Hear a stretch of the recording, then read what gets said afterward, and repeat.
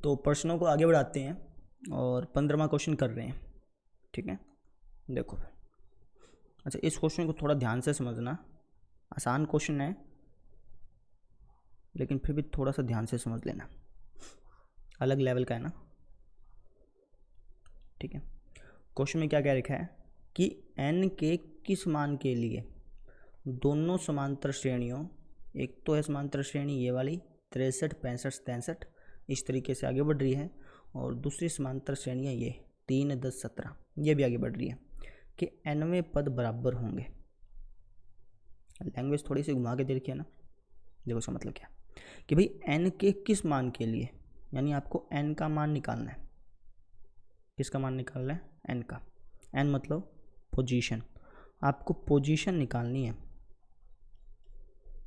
ठीक है, दोनों समांतर श्रेणियों, और आपको दो समांतर श्रेणी दे रखी है, एक तो ये दे रखी है और एक ये दे रखी है। दो एपी दे रखी हैं, इन दोनों एपीओ में आपने n का मान निकालना है, मतलब पोजीशन निकालनी है। पोजीशन किसकी भाई? पोजीशन उस पद की निकालनी है।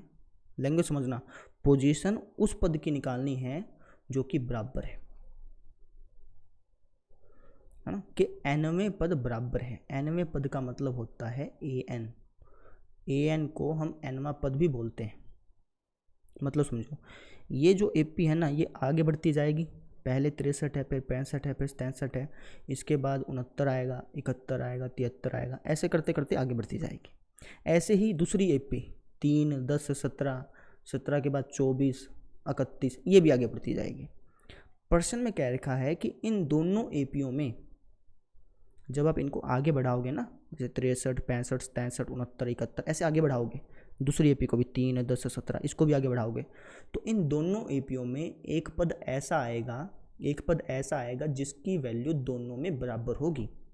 फॉर एग्जांपल, मान लो कि इस एपी में एक पद आया 90, मान लेते हैं।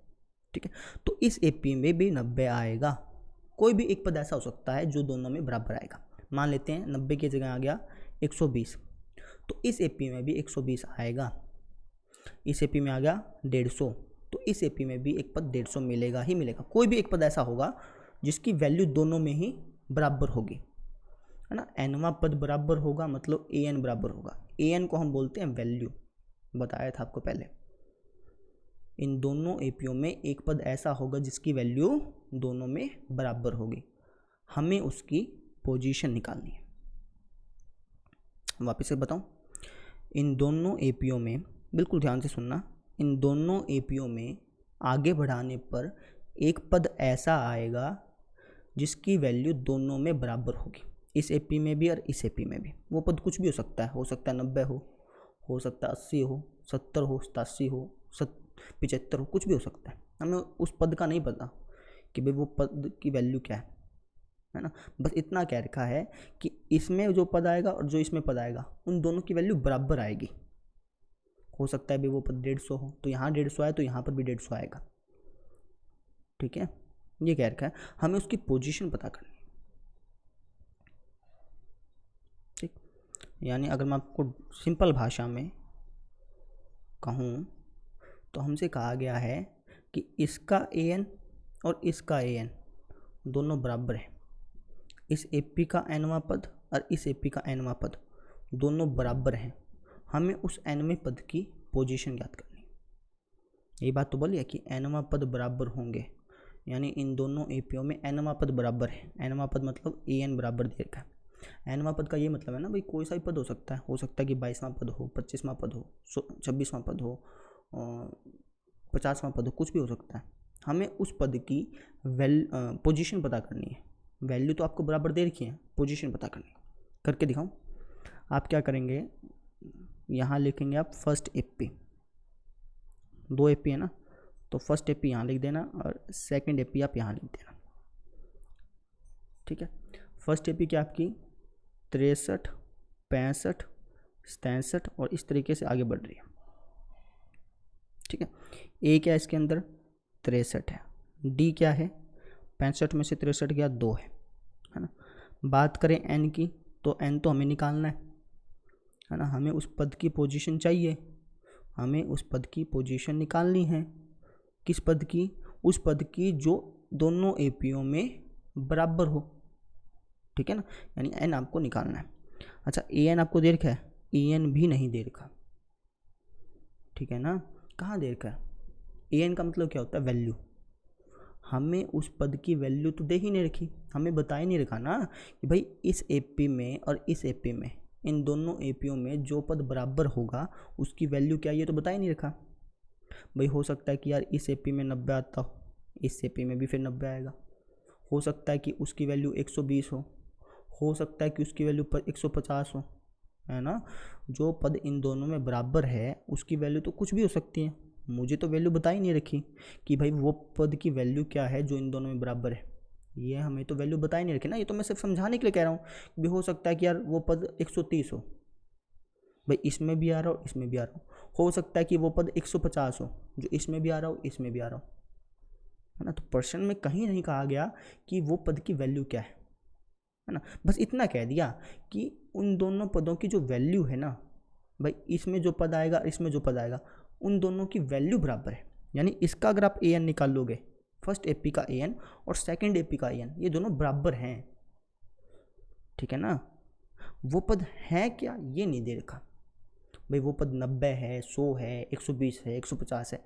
ये आपको नहीं दे रखा, आपको बस इतना कह रखा है कि इस एपी का पद और इस एपी का पद दोनों बराबर हैं, ठीक है ना, बराबर दिए हैं, वैल्यू नहीं दे रखी, ना वैल्यू दे रखी ना पोजीशन दे रखी, ठीक है।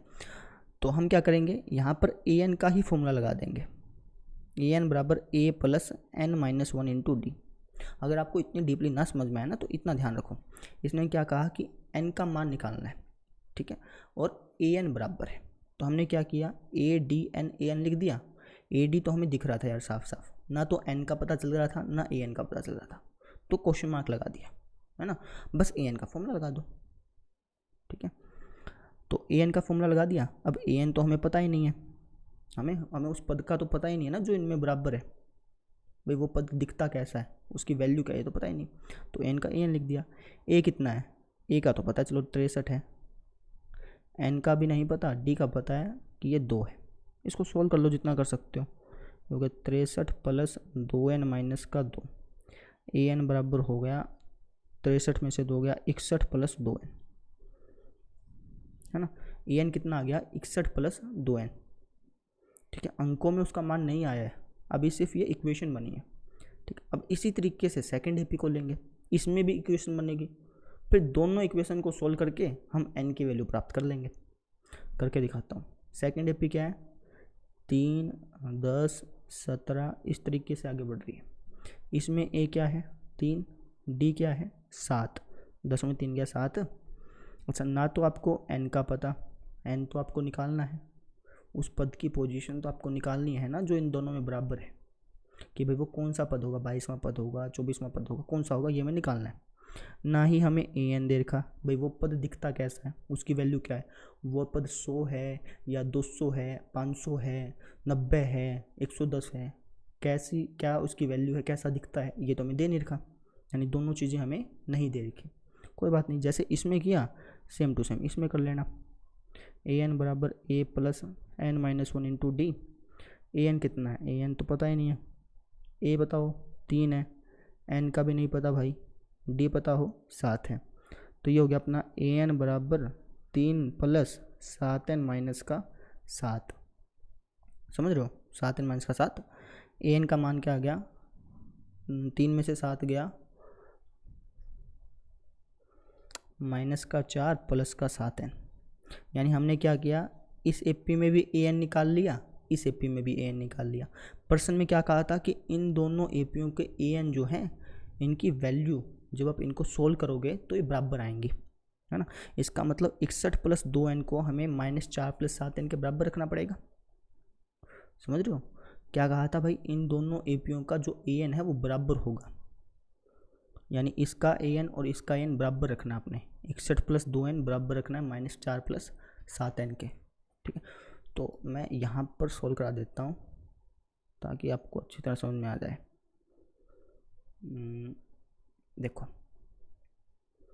तो प्रश्न के अनुसार चलें तो 61 प्लस 2n बराबर होगा -4 प्लस 7n के, अब एक काम करता हूँ, -4 को इस तरफ ले आता हूँ और 2n भाई साहब को उस तरफ भेज देता हूँ, है ना।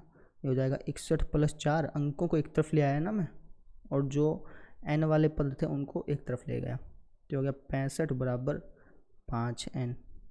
5 गुणा में आ जाके भाग में, यानी 65/5 बराबर आ गया n, कट के आ गया 5 का 5, 5 × 15, यानी 13 = n आ गया। अब मतलब समझ में आएगा। क्या होता है कि हमें स्टार्टिंग में कई प्रश्न ऐसे होते हैं जिसका मतलब नहीं समझ में आता असल में। अब आएगा, n की वैल्यू कितनी आ गई, 13 आ गई, मतलब इस एपी का 13वां पद और इस एपी का 13वां पद। जब आप इस एपी को सोल्व करते करते 13वें पद पे पहुंचोगे ना, ऐसे जंप मारते मारते first, second, third, fourth, fifth, six, 13वें पद पे पहुंचोगे, और इस एपी में भी अगर 13वें पद पे पहुंचोगे तो आपको पता चलेगा कि इसका 13वां पद और इसका 13वां पद, इन दोनों एपीओं के 13वें पदों की वैल्यू बराबर है। निकाल के देख लो, अगर आप इस एपी का 13वां पद निकालोगे ना, मान लो इस एपी का मैं 13वां पद निकालता हूँ, तो होगा a + 12d, ठीक है। तो इसको मैं थोड़ा अलग पेन से कर दूँ, दिखता जाएगा ना आपको, a + 12d, इसका मैं 13वां पद निकाल रहा हूँ। a कितना भाई 63 + 12 × d कितना है 2, है ना। तो 63 + 12 दूनी 24, यानी ये 87 आ गया। इस एपी को अगर मैं आगे बढ़ाऊंगा 63, 65, 63, 67 के बाद 69, 71, 73, इस तरीके से आगे बढ़ाऊंगा तो 13वां पद 87 आएगा। ऐसे ही इस एपी में देखें, इसका 13वां पद क्या आएगा,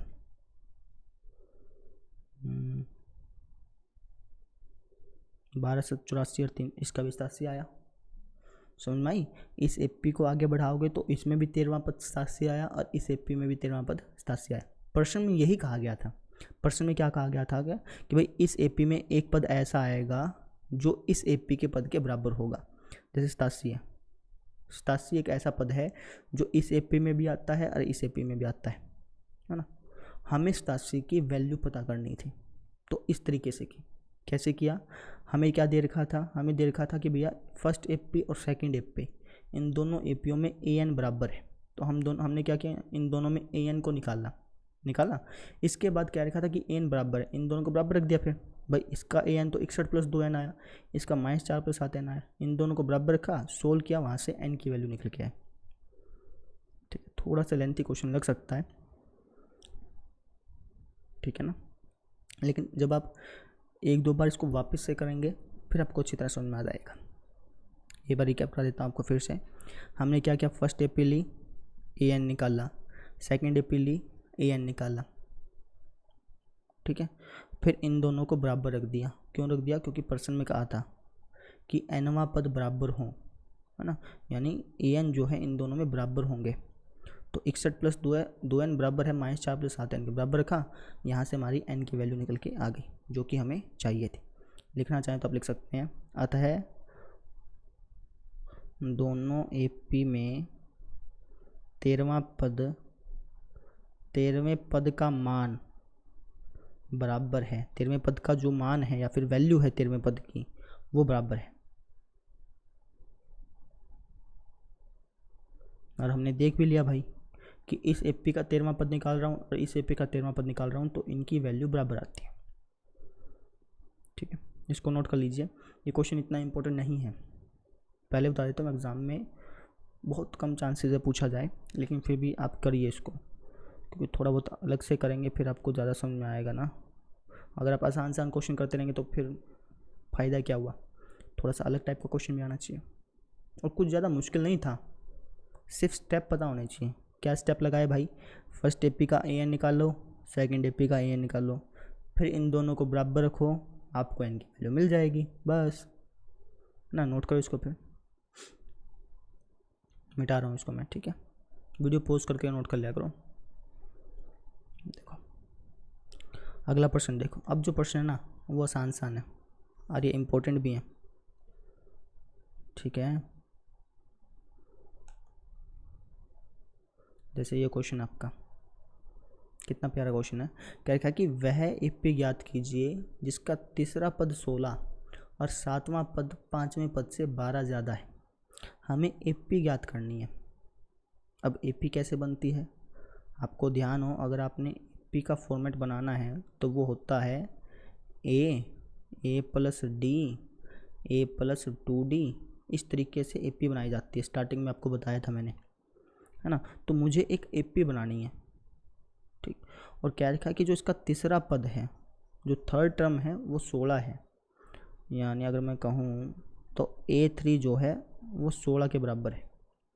और जो सातवां पद है ना वो पाँचवें पद से 12 ज़्यादा है, यानी सातवां पद A7 पाँचवें पद A5 से 12 ज़्यादा है। ये क्या रखा है, आपकी यहाँ से दो इक्वेशन बनेंगी। हिंट दे देता हूँ आपको पहले, यहाँ से आपकी दो इक्वेशन बनेंगी, एक इससे बनेगी और एक इससे बनेगी। इन दोनों इक्वेशन को सोल्व करोगे तो आपको A और D मिल जाएगा, ठीक है। इसके अंदर पुट कर देना, आपकी AP बन जाएगी। करके दिखाऊं? देखो, सबसे पहले हम लिखेंगे कि भाई हमें दे क्या रखा है, हमें दे रखा है कि तीसरा पद 16 है, यानी A3 बराबर 16 दिया है। A3 को लिख सकता हूँ मैं A प्लस 2D बराबर दे रखा है 16 के, ठीक है ना। इसको आप मान लो इक्वेशन नंबर फर्स्ट। ऐसे ही क्या रखा है कि जो सातवां पद है वो पाँचवें पद से 12 ज़्यादा है, यानी जो सातवां पद है A7 A5 से पाँचवें पद से 12 ज़्यादा है। ये बात है ना, सातवां पद पाँचवें पद से 12 ज़्यादा है। अब A7 को लिख सकता हूँ A प्लस 6D, A5 को लिख सकता हूँ A प्लस 4D, प्लस 12 का प्लस 12, A से A कैंसिल आउट हो जाएगा। इस तरफ लेके आते तब भी कटता, पहले काट दो। अब 4D को इस तरफ ले आओ भाई, ये हो जाएगा 6D माइनस का 4D बराबर 12, यानी 2D बराबर आ गया आपका 12 के, है ना।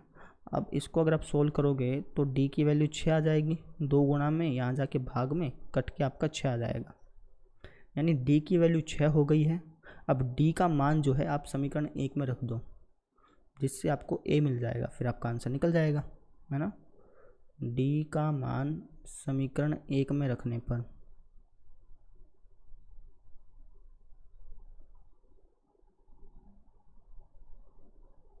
समीकरण 1 क्या है, समीकरण 1 है आपकी A प्लस 2D बराबर 16, A प्लस 2, D की वैल्यू है 6 बराबर 16, यानी A प्लस 12 बराबर आ गया 16 के। A की वैल्यू क्या आ गई भाई, 12 उस तरफ जाएगा, 16 माइनस 12, यानी A की वैल्यू 4 आ गई। A की वैल्यू तो 4 हो गई, D की वैल्यू 6 निकाल ली थी। अब हमें A और D मिल गया, और जब आपको A और D मिल जाता है तो आप कुछ भी बना लो। आपने AP बनानी है आप AP बना सकते हो, आपने कोई पद निकालना है तो आप पद निकाल सकते हो, है ना। हमें क्या बनानी है भाई, AP बनानी है, तो AP बना देंगे, कोई दिक्कत नहीं है। AP का जनरल फॉर्म क्या होती है, A plus D A plus 2D, इस तरीके से AP बनती है। वैल्यू पुट कर दो, आपकी AP बन गई। A का मान क्या है 4, A प्लस D, यानी 4 में 6 जोड़ना है, डायरेक्टली जोड़ दो, 10 बन गया। A प्लस 2D, यानी 6 दूनी 12, D में 6 रखोगे ना, 6 दूनी 12, 12 4 16, इस तरीके से आपकी AP बन गई 4 10 16। रिकैप कराऊँ, हमें कहा कि तीसरा पद 16 है, हमने लिख दिया, उसकी इक्वेशन बनाई। कहा कि सातवां पद पाँचवें पद से 12 ज़्यादा है, लिख दिया, उसकी इक्वेशन बनाई।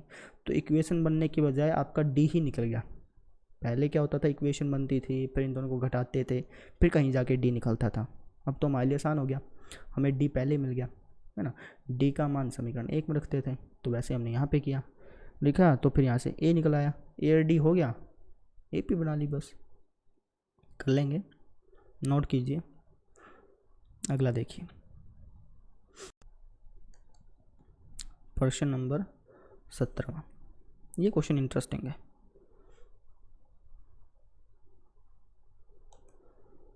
क्या क्या रखा भाई इसके अंदर, क्या रखा है कि AP 3 8 13, ऐसे करते करते AP चल रही है 253 तक में अंतिम पद से 20वां पद ज्ञात कीजिए।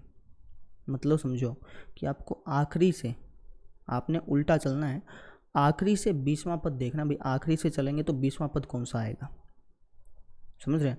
आखिरी से 20वां पद करना है ज्ञात, स्टार्टिंग से नहीं करना। स्टार्टिंग से करना होता तो आसान होता, हमें कोई दिक्कत नहीं आती, A हो जाता 3, D हम निकाल लेते और 20वां पद निकाल पाते, कोई दिक्कत नहीं आती। अब आखिरी से कहा है तो आप एक काम करेंगे, आप इसको उल्टा लिख देंगे, समझ रहे हो। अब आप चाहो तो इसको आखिरी से काउंट करो, या फिर आप इसको उल्टा कर दो उल्टा करने के बाद आप स्टार्टिंग से काउंट कर लो, बात तो सेम है। अगर मान लो एक एपी दे रखी है, आपसे कह दिया कि आखिरी से 20वां जो पद है वो ज्ञात करो, एक तो आप पीछे से काउंट करो ऐसे ऐसे ऐसे ऐसे, है ना। या फिर आप क्या कर सकते हो, उस एपी को ऐसे पकड़ा और उल्टा लटका दिया ऐसे, मतलब उल्टा घुमा दिया, ठीक है ना। घुमाने के बाद आप स्टार्टिंग से काउंट कर सकते हो। समझ में आ गई। तो हम क्या कहेंगे, एपी को उल्टा कर देंगे। उल्टा करने पर अब मतलब बिल्कुल ऐसे शुद्ध हिंदी भाषा में लिखना है तो आप लिख देना कि एपी को व्युत्क्रमित करने पर, नहीं तो उल्टा करने पर लिख दो, ऐसा कोई दिक्कत नहीं है इसमें। हाँ, तो अपनी एपी क्या बन जाएगी, अगर मैं उल्टा करूँगा तो ये बन जाएगी 253, ठीक है। 253 के बाद क्या आएगा बता सकते हो, 253 के बाद क्या आएगा, 247 आएगा कि 48 आएगा, 248 आएगा। क्यों भाई, क्योंकि देखो 13 है, 13 से पहले क्या है 8, 8 से पहले क्या है 3, 13 और 8 के बीच में कितना का गैप है 5 का, है ना भाई। आपको अगर पिछला पद निकालना है तो 5 कम करना पड़ रहा है, ये अगला पद है ना, पिछला पद निकालना है तो 5 क्या करना पड़ रहा है कम। तो 253 से पिछला पद निकालना है तो 5 क्या करना पड़ेगा कम करना पड़ेगा। तो 253 लिखा, 5 कम कर दिया, फिर इसमें तो 5 कम करोगे तो आपका होगा 243, ऐसे इसमें से 5 कम करोगे तो ऐसे बढ़ता जाएगा ना। फिर आपका आएगा 13, 8 और 3। हमने क्या किया है, हमने इस एपी को ऐसे था उल्टा कर दिया, है ना। अब मैं आसानी से 20वां पद प्राप्त कर सकता हूँ, कोई समस्या नहीं है। कैसे करूँगा भाई, ए क्या है 253 है, पहला पद हम इसको मानेंगे ना अब की बार, क्योंकि उल्टा चलना था, तो उल्टा चलने के बजाय मैंने इसी को उल्टा कर दिया ठाके, है ना। डी क्या होगा भाई, 248 में से 253 घटाया माइनस का 5, है ना। हमें 20वां पद ज्ञात करना है, यानी ए 20 खोल सकता हूँ a + 19 डी, बस हो गया अपना काम। ये हो गया a 20 बराबर, a की वैल्यू है 253 + 19, डी की वैल्यू है -5। a 20 हो गया 253 माइनस 19 पंजा 95, a 20 आ गया अपना 253 में से 95 घटाओगे तो 158 आ जाएगा आपका, है ना। तो 20वां पद जो है, आखिरी से जो 20वां पद है वो 158 है। रिकैप कराऊँ, हमने क्या किया, इस एपी को उठा करके उल्टा लिख दिया, फिर 20वां पद ज्ञात कर लिया, तो हमें पता चल गया कि अगर हम आखिरी से चेक करें तो आखिरी से 20वां पद 158 आएगा। कर लेंगे, नोट कीजिए। देखो फिर अगला है हमारा 19वां क्वेश्चन, ये भी बहुत आसान है, ठीक है। अभी आप ऐसा मत सोचना कि यार सर पिछले क्वेश्चन तो मुश्किल थे, आप बार बार कह रहे आसान है आसान है, कहाँ आसान है, आसान है भाई। आप जब नए क्वेश्चन करते हैं ना तब थोड़ा स्टार्टिंग में मुश्किल आती है, जब आप इन्हीं क्वेश्चंस को, जैसे आप देखिए मैं आपको तरीका बताता हूँ कैसे क्वेश्चन करते हैं। जैसे मान लो आपने ये क्वेश्चन देख लिया, इस क्वेश्चन को खुद ब खुद निकालो, फिर हो सके तो वीडियो देखने से पहले निकालो, वीडियो देखने से पहले ना निकले तो वीडियो देख लो, वीडियो देख ली उसके बाद उस क्वेश्चन को 3 बार निकालो, क्योंकि आपने वीडियो देखी ना। ऐसे सोचो कि अब वीडियो देख रहा हूँ मतलब पाप कर रहा हूँ एक टाइप का, समझ रहे हैं। तो उसकी भरपाई के लिए मैं उस क्वेश्चन को एक के बजाय 3 बार निकालूंगा, ठीक है ना। तो जो क्वेश्चन आपने देख लिया ना, या तो आप देखिए मत क्वेश्चन को, जैसे आप ये 18वां क्वेश्चन है, या तो आप इसको खुद ब खुद सोल्व कीजिए, है ना। अगर आपने इस क्वेश्चन को देख के सोल्व किया, अभी मैं आपको समझाऊंगा, फिर आप उसको देख कर फिर आप निकालेंगे, तो आप ऐसे सोचिए कि मैं देख के कर रहा हूँ तो मुझे इसको 3 बार करना है, तो आपको हर एक क्वेश्चन निकल के आएगा, ठीक है। और सिंपल सी बात है यार, मैथ में कोई ऐसा हार्ड नियम नहीं है कि भाई कोई ऐसा जादू की छड़ी हो तो मैथ आ जाए, बार बार क्वेश्चन निकालने ही पड़ते हैं, ठीक है। कितना ही आपको प्यार से समझा लिया जाए, कितना ही आपको आराम से समझा दें, आपको क्वेश्चन बार बार निकालने ही पड़ेंगे, इसका और कोई सोल्यूशन नहीं है, समझ रहे हैं। तो क्वेश्चन देखो, ये कह रहा है कि किसी एपी के चौथे और 8वें पदों का योग 24 है। कोई एपी है, उसका चौथा और 8वां पद अगर हम जोड़ देना तो उसका जोड़ 24 आता है। ऐसे ही छठे और 10वें पदों का योग 44 है, अगर मैं उसका छठा और 10वां पद जोड़ दूं तो उनका जोड़ 44 आता है। हमें एपी के पहले 3 पद निकालने हैं, निकाल देंगे। पहले ए और डी मिल जाए, ए और डी मिलने के बाद कोई सा निकलवा लो पद, निकल जाएगा। कैसे करेंगे, हिंट बता देता हूँ आपको मैं। क्या रखा है कि चौथा और आठवें पदों का एक 24 है, यानी A4 प्लस A8, इनका जोड़ 24 दे रखा है ना। A4 को लिख सकते हो A प्लस 3D, A8 को लिख सकते हो A प्लस 7D बराबर 24। A प्लस A 2A हो गया, 3D में 7D जोड़ोगे तो 10D आएगा बराबर 24। ये आपकी बन गई इक्वेशन नंबर 1। अब ऐसे ही इसको सोल्व करोगे तो इक्वेशन नंबर 2 बनेगी। उन दोनों इक्वेशन को सोल्व करने के बाद A और D निकलेगा, फिर 3 पद निकाल पाओगे। अगर समझ में आ गया हो तो खुद ट्राई करो पहले, ठीक है। मैं करवाऊँ आपको, अगर ना समझ में आओ तब देखना। क्या रखा कि छठे और 10वें पदों का योग 44 है, यानी अगर मैं बात करूँ तो A6 और A10 इनका जोड़ है 44। A6 को लिख सकता हूँ A plus 5D plus A plus 9D बराबर 44। यहाँ से इक्वेशन बन गई 2A प्लस 9 और 5 14D बराबर 44। इन दोनों इक्वेशन को अपना सोल्व करना है। सोल्व करेंगे तो A और D निकलेगा, बस हो गया अपना काम। कैसे सोल्व करोगे भाई, समीकरण 1 व 2 को घटा दोगे, है ना। बताया भी था, विलोपन विधि कहते हैं इसको, ठीक है। तो समीकरण 1 है आपकी 2A प्लस 10D बराबर 24। समीकरण 2 है आपकी 2A प्लस 14D बराबर 44। माइनस माइनस माइनस कट गया, 10D में से 14D गया, माइनस का 4D, 24 में से 44 गया, माइनस का 20, माइनस से माइनस कटा, ये भाग में गया भाई, ये हो गया 20/4, यानी कट के आ गया 5। D की वैल्यू आ गई 5। अब जो D का मान है ना, चाहे समीकरण 1 में रख दो चाहे 2 में रख दो, आपकी इच्छा है। ये क्या हिल गया, लो, ठीक है ना, जैसा आपने ठीक लगे वैसा रख दो। तो जैसे मैं ना D का मान रख देता हूँ समीकरण 1 में, कहीं भी रख सकते हो, ऐसा ज़रूरी नहीं है। तो लिख देंगे हम D का मान समीकरण 1 में रखने पर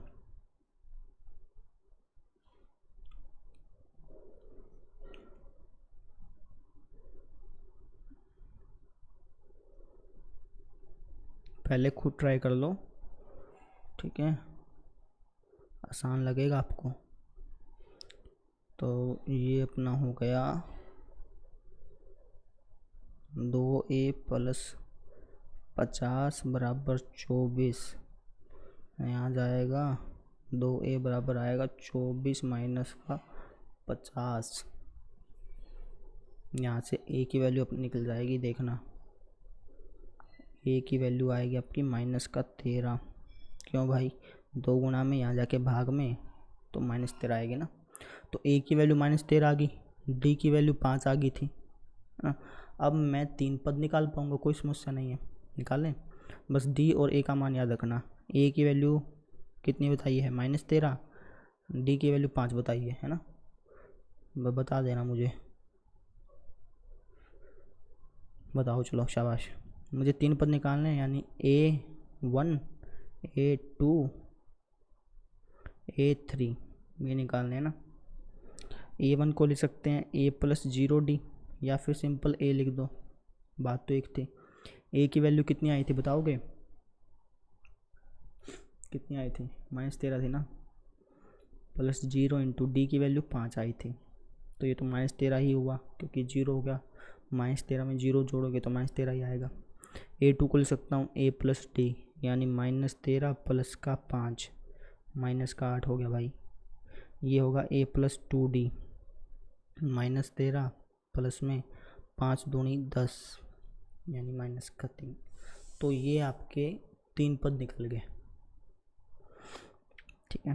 तो अगर आप एपी बनाना चाहो तो एपी हो जाएगी -13, -8, -3, इस तरीके। वापस समझ लो, ये हमें प्रश्न में दिया गया था, इससे इक्वेशन बनाई, ये दिया गया था, इससे भी इक्वेशन बनाई, इक्वेशन को सोल्व किया, ए और डी निकला, है ना। उससे प्रथम 3 पद याद कर लिए, बस हो गया। कर लेंगे, 1 मिनट रुकिए, ठीक है। इसको नोट करो। देखो फिर 2% रह गए। ये आसान क्वेश्चन है, प्रैक्टिकल क्वेश्चन है।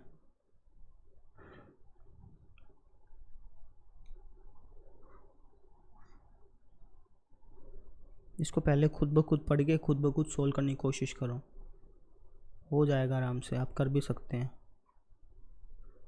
कह रखा है कि सुब्बा राव ने 1995 में 5,000 रुपये के मासिक वेतन पद कार्य आरंभ किया।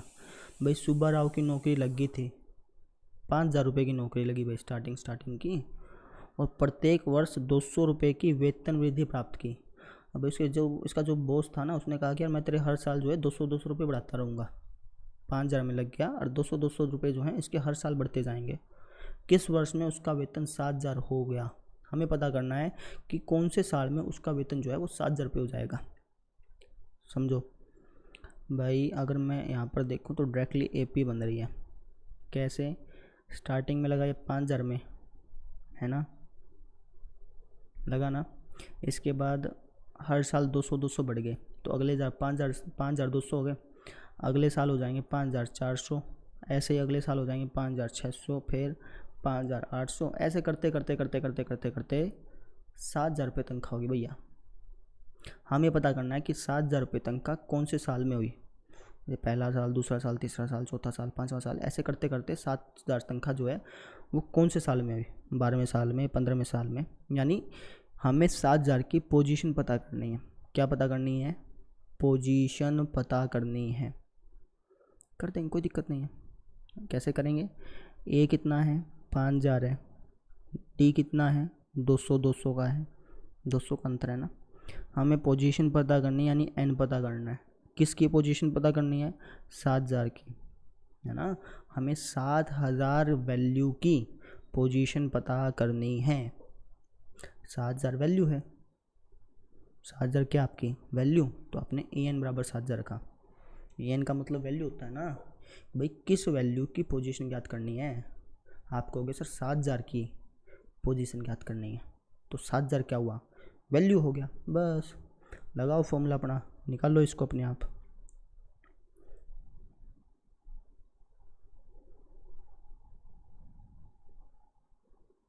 करो अपने आप करो।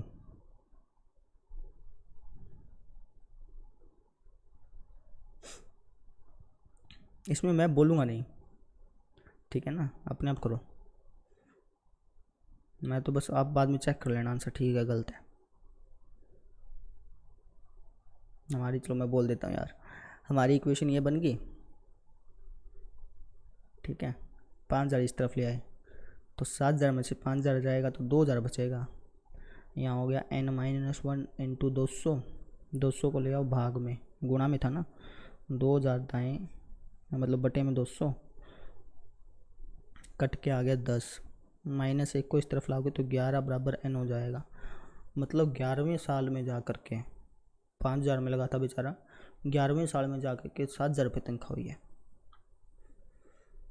समझ रहे हो कितनी बेरोजगारी है ना।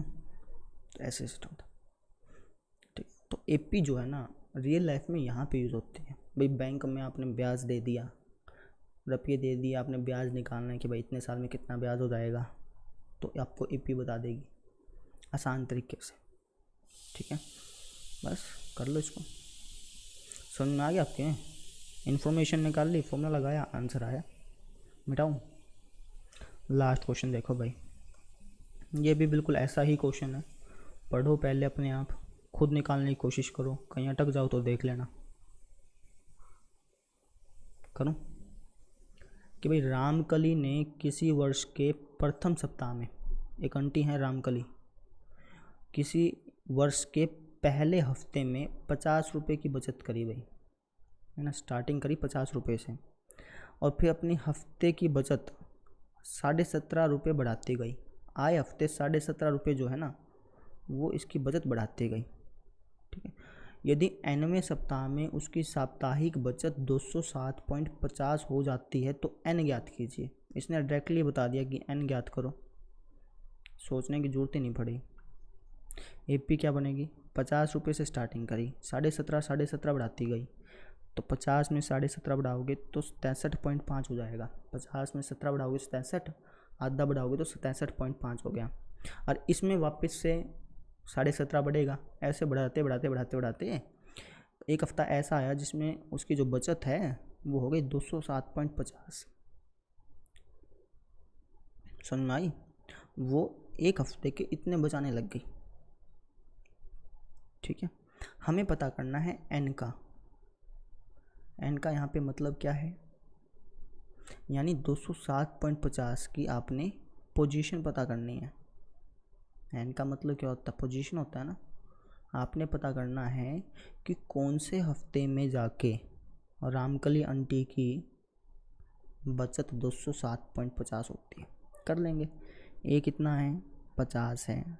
डी कितना है, 63.5 में से 50 घटाओगे तो 17.5 आएगा। आपने एन का पता करना है ना। ए एन आपको दे रखा है, वैल्यू दे रखी है ना 207.50। आपने पोजीशन पता करनी है। किसकी पोजीशन पता करनी है, 207.50 की पोजीशन पता करनी है। तो 207.50 यहाँ पे वैल्यू हुआ ना, इस वैल्यू की ही तो पोजीशन पता करनी है। तो ये आपका वैल्यू हो गया, ए एन बराबर हो गया, है ना। अब आपको एक चीज़ बताता हूँ, मैंने पूरी एक्सरसाइज में बताई नहीं भाई। हम ए एन को एल भी लिखते हैं, है ना। ए एन का मतलब लास्ट पद भी होता है। आपने कभी ध्यान दिया हो, पिछला प्रश्न देख लो या फिर 7-8 प्रश्न पहले छोड़ के देख लो, जो लास्ट पद होता है ना वही हमेशा ए एन आ रहा था। ठीक है, लेकिन इसको ना बताने का एक कारण था, हमेशा ऐसा नहीं होता। ठीक है, अगर मैं आपको बता देता कि ए एन बराबर एल है तो कई क्वेश्चन ऐसे आएंगे जिसमें आपको कन्फ्यूज़न होगी। आप कहोगे सर ए एन का मान, ए एन तो एल के बराबर होता है, लास्ट पद होता है, तो आपने वहाँ तो लिखा नहीं था ना, इसलिए आप इसको भूल ही जाओ तो अच्छा है। बस आप सिर्फ 2 चीज़ याद रखना कि भैया एन का मतलब होता है पोजीशन, एन का मतलब क्या होता है पोजीशन, और ए एन का मतलब होता है वैल्यू। बस इसको याद रख लो, आपकी नैया पार हो जाएगी। ठीक है ना। देखो तो अच्छा, ये मत समझना कि ए एन का मतलब लास्ट पद होता है, नहीं, ए एन का मतलब लास्ट पद नहीं होता है। ए एन को कई कभार, हर बार नहीं, कई कभार हम लास्ट पद मान लेते हैं। ठीक है, ए एन का मतलब लास्ट पद नहीं होता है। कभी आप समझ लें यार कि ए एन का मतलब तो लास्ट पद भी होता, नहीं नहीं नहीं, कई बार ऐसा होता है कि हम ए एन को लास्ट पद मान लेते हैं, लेकिन उस चक्कर में मत पड़ो। बताना मेरा काम था कि बता देना चाहिए आपको। ठीक है ना, कई टीचर लिखवा भी देते हैं, तो उसके लिए मैं आपको बता रहा था। लेकिन इसके ये मत सोचना कि ए एन का मतलब हमेशा ही लास्ट पद होता है। हम उसको मानते हैं कि भाई इस एपी का लास्ट पद ये है ना, तो लास्ट पद को ए एन मान लेते हैं हम, लेकिन ऐसा ज़रूरी नहीं होता है। एपी आगे भी बढ़ सकती है ना, इसलिए भूल जाओ जो बताया अभी मैंने, वैसे ही बता दिया जानबूझ के। ठीक है, एन का मतलब पोजीशन, ए एन का मतलब वैल्यू, बाकी कुछ मत याद रखो। तो ए एन बराबर A plus N minus 1 into D हो गया। ए एन कितना है 207.50 बराबर ए 50, एन का मान तो पता नहीं, डी का मान 17.5। इस 50 को उठा करके इस तरफ ले आओ, ये हो जाएगा आपका 207.50 माइनस का 50 बराबर n माइनस 1 इंटू 17.5। यहाँ कराऊँ क्या साइड में, 207.50 में से 50 घटाओगे तो आपका 157.50 आएगा। घटा के देख लेना, 207 में से 50 घटाओगे 157 बचेगा, 0.50 का 0.50 बराबर n माइनस 1 इंटू 17.5। 17.5 गुणा में है, यहाँ जाके भाग में, बराबर बचा n माइनस 1। ठीक है, अब कई गलती क्या करते हैं, पॉइंट से पॉइंट काटते हैं, मैं भी कई बार काटता हूँ, लेकिन उसका लॉजिक होता है। ठीक है, यहाँ भी कट सकता है, ऐसा ज़रूरी नहीं नहीं कटेगा। क्यों कट सकता है बता देता हूँ, क्योंकि देखो 17.5 है ना, इसको आप 17.50 लिख सकते हो, कोई दिक्कत नहीं आती। 17.5 तो ये अब भी है, पहले भी 17.5 था। ठीक है ना, तो यहाँ भी 2 के बाद पॉइंट है, यहाँ भी 2 के बाद पॉइंट है, तब पॉइंट से पॉइंट कट जाता है। यहाँ भी काट सकते हो, ऐसा कोई इशू नहीं आएगा, लेकिन मत काटना। लॉजिक समझ लो इसका कि क्यों काटा जाता है, पता हो तो अच्छी बात है भाई। ऊपर वाले को मैं लिख सकता हूँ ऐसा कुछ, पॉइंट हटा के 100 लगा दिया इसके नीचे, पॉइंट का 1 और फिर 2 जीरो लगा के 100 लगा देते थे, नीचे वाले को लिखा जा सकता है 175/10, पॉइंट हटा के नीचे 10 लग गया।